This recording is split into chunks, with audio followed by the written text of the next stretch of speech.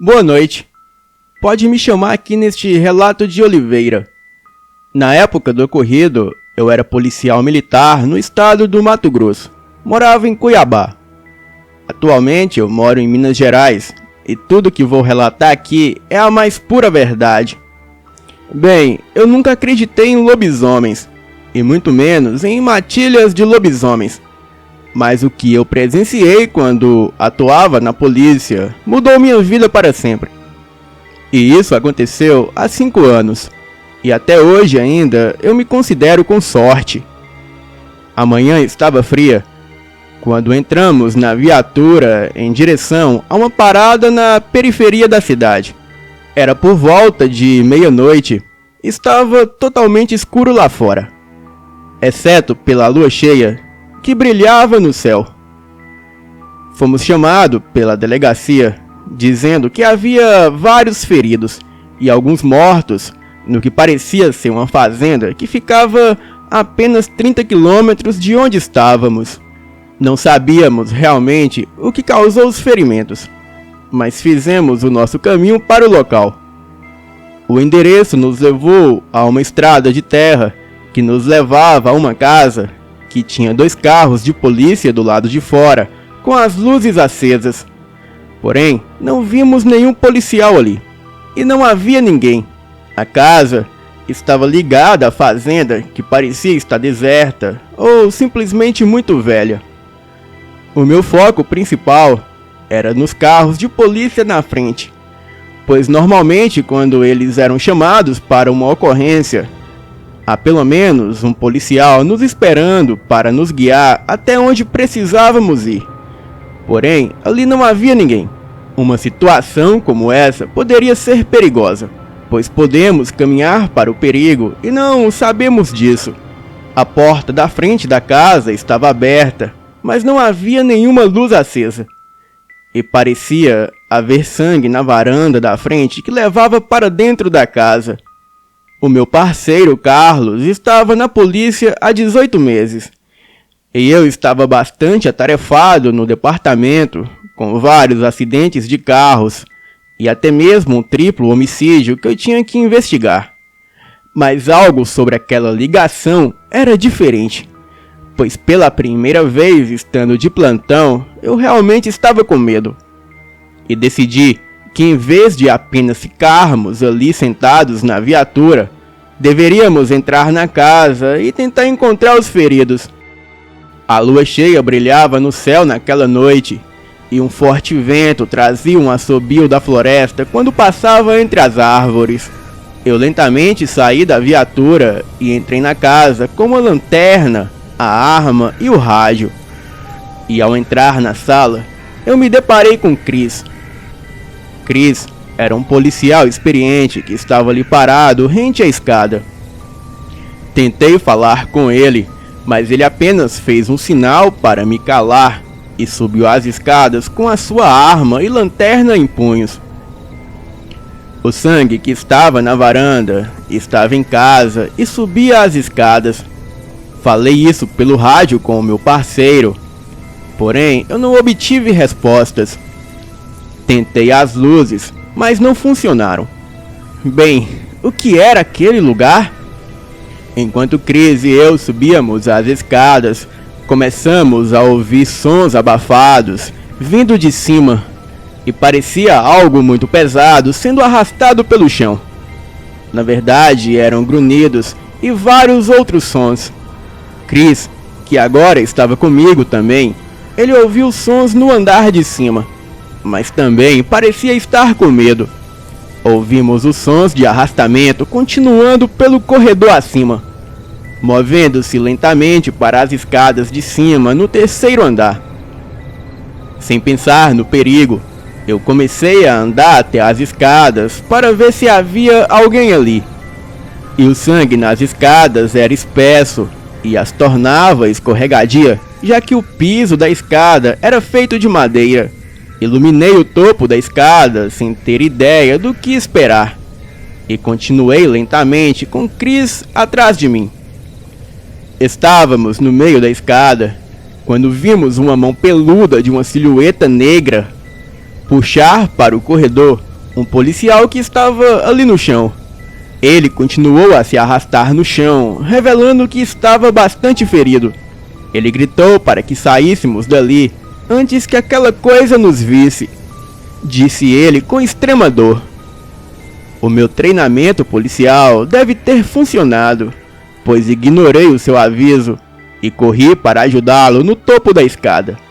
Mas tudo que eu ouvi foram gritos.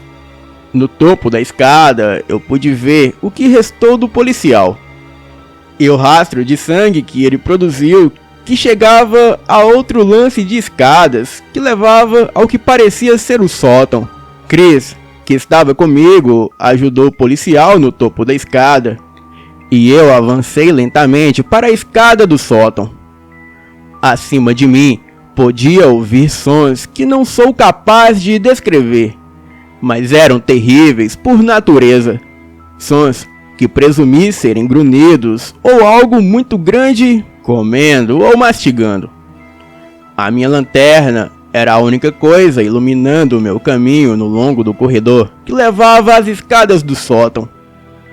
O corredor era longo e sem mobília, e eu podia ver arranhões em algumas paredes e pisos, e embora o sangue cobrisse a maior parte do chão, eu não tinha ideia do que estava acontecendo ali, mas o mais importante do que ainda estava acontecendo era que muitos ainda precisavam da minha ajuda.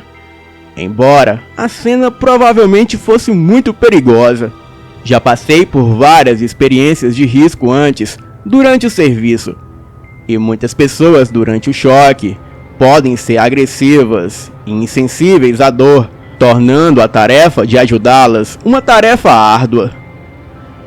Eu não estava necessariamente me preparando para o perigo, embora fosse uma necessidade.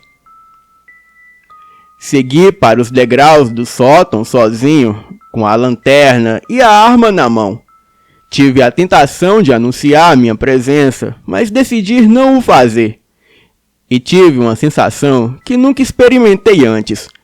Mas o melhor que eu pude descrever é que estava prestes a encontrar o diabo.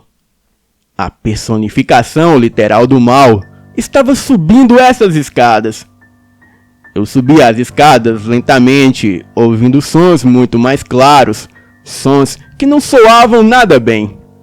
E estava quase chegando ao topo da escada, quando ouvi um barulho alto vindo do andar de baixo, e uma multidão entrando na casa. Eu rapidamente me virei e desci as escadas correndo até o Chris e o policial que estava sangrando em estado grave. Subi as escadas e lá estava uma equipe do GOI, em passos rápidos. E esta seria a primeira e a última vez que eu veria uma equipe do GOI entrar em cena. Eles mandaram todos nós descermos e nos disseram para deixar o oficial. O oficial estava enfaixado, mas não respondia devido à perda de sangue. Eles se dirigiram a mim e me perguntaram com firmeza aonde estava a coisa. Eu apontei para as escadas do sótão. Eles correram as escadas que levavam ao sótão com as armas em punhos e nós descemos as escadas. E no andar de baixo ouvimos gritos e tiros vindo do sótão. Eram muitos tiros. Fomos levados para fora por mais membros da equipe do GOI, e a essa altura o sol estava começando a nascer. E não apenas a equipe da GOI chegou, mas também funcionários do governo, e todos eles estavam de terno. Eles nos puxaram de lado e nos fizeram perguntas. Eles nos perguntaram o que vimos e quem estava lá dentro. Felizmente, não tínhamos visto muito. Então, contamos toda a verdade. Eu perguntei a eles o que estava acontecendo e o que estava lá dentro. Eles não me responderam e me disseram para voltarmos para o nosso departamento, pois dali em diante o governo e o exército assumiriam tudo, e aquilo não era assunto dos militares. Os paramédicos trouxeram 7 corpos naquela noite, 7 corpos dilacerados e nenhum deles totalmente intacto.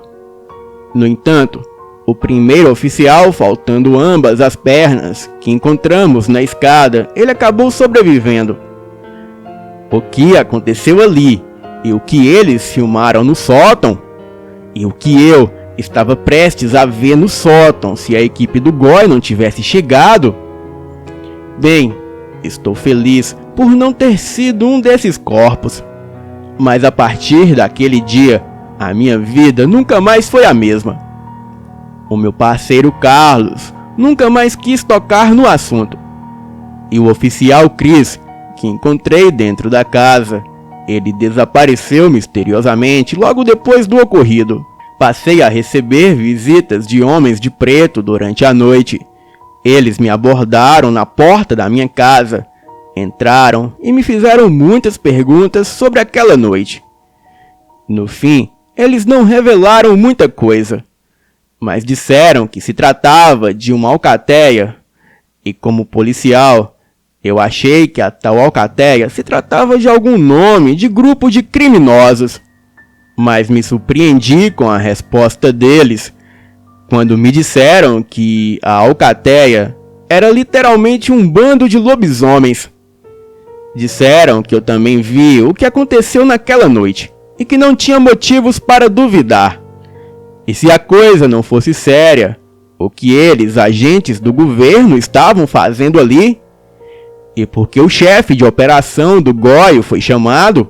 Segundo eles, um grupo de lobisomens que se autodenominavam Canes estavam fazendo uma espécie de ritual macabro naquela fazenda, ainda na forma humana.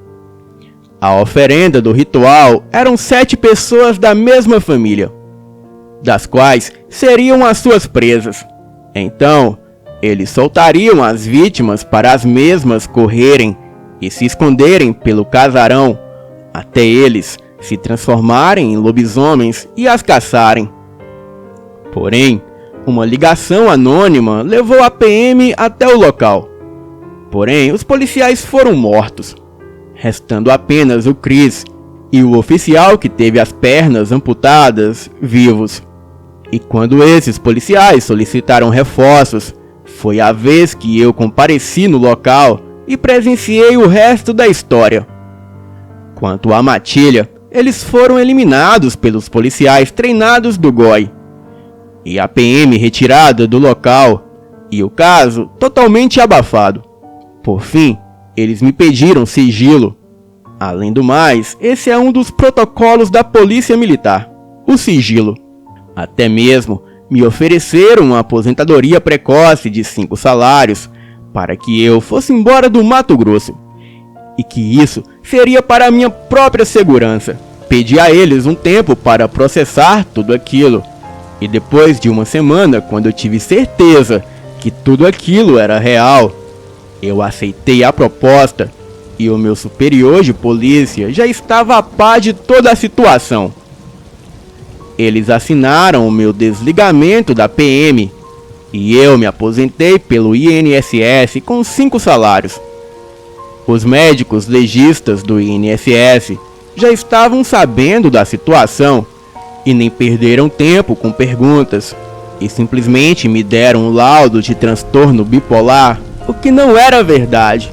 Me mudei para Minas Gerais em 2018, e 2 anos após o ocorrido, eu fui abordado novamente por 2 agentes do governo. E novamente pela madrugada, eles estavam ali, e ambos estavam vestidos de preto. Falaram sobre todo o acontecido daquela noite fatídica e me convidaram para fazer parte do grupo de operações do Departamento Secreto de Contenção Obscura, o DESCOB. Me interessei em me unir ao grupo, e daí foram 6 meses de treinamento. E no final, restaram apenas 12 recrutas dos outros 588 que foram eliminados. Infelizmente ou felizmente, eu fui um dos eliminados. Bem, eu não sabia como realmente o DESCOB atuava, mas depois de assistir os relatos deste canal, eu pude ver que de fato eles não são heróis. E graças a Deus, eu fui um dos eliminados do treinamento para fazer parte do Descob. Boa noite.